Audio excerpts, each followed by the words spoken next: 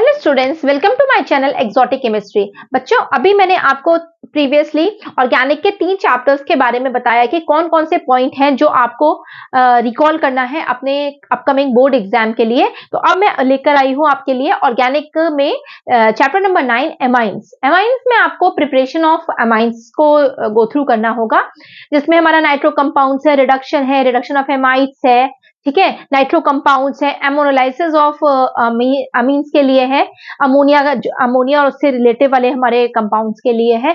Then Gabriel phthalimide synthesis है, जिसमें हम 1 डिग्री अमीन का प्रिपरेशन करते हैं, और हॉफमैन ब्रोमाइड। इसमें हमारी 2 मेन रिएक्शंस है, एक तो हॉफमैन ब्रोमाइड है और एक हमारी है कार्बोलामीन रिएक्शन। बहुत ज्यादा पूछी जाती है, नॉर्मली अल्टरनेट ईयर्स या हर 2 साल में ये रिएक्शंस आपको मिल ही जाएगी इस अमीन्स चैप्टर से।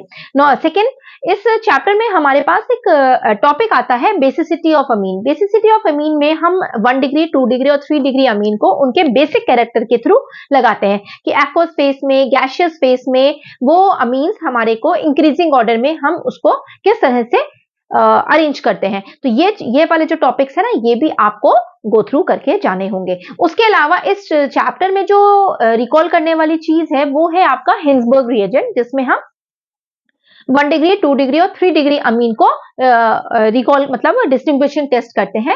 हिंसबर्ग रिएजेंट में एराइल सल्फोनिल क्लोराइड होते हैं, जिसमें हमारे पास जो हमारा 1 डिग्री अमीन है वो सॉल्युबल हो जाता है एल्कली के साथ, फिर aryl sulphonyl chloride. 2 degree amine थोड़ा टाइम लगाता है, लेकिन 3 डिग्री अमीन ये टेस्ट परफॉर्म नहीं करता है, बिकॉज इसके पास एसिडिक हाइड्रोजन नहीं होता है HCl बनाने के लिए।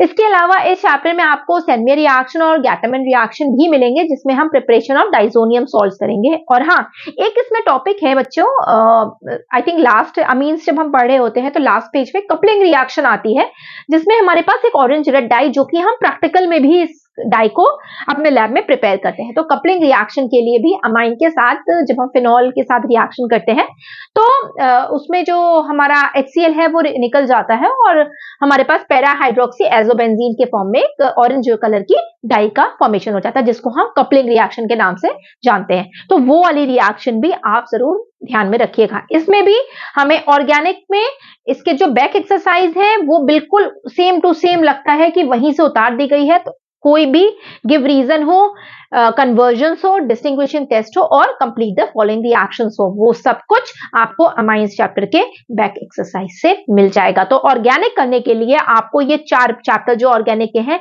हेलो, एल्कोहल, एल्डिहाइड और अमाइंस, ये चारों के चारों chapter you will get from और NCERT। आप प्लीज NCERT के अलावा कोई और बुक अब मत पढ़ना, जितना आता है उतना ही करके आना, और प्लीज जो भी आप नेम रिएक्शंस करोगे रिएक्टेंट के साथ, उसका नेम लिखना जरूरी होगा। ठीक है बच्चों, कोई भी स्ट्रेस ना लेते हुए कल का पेपर बहुत अच्छे से करके आना है आपको। All the best.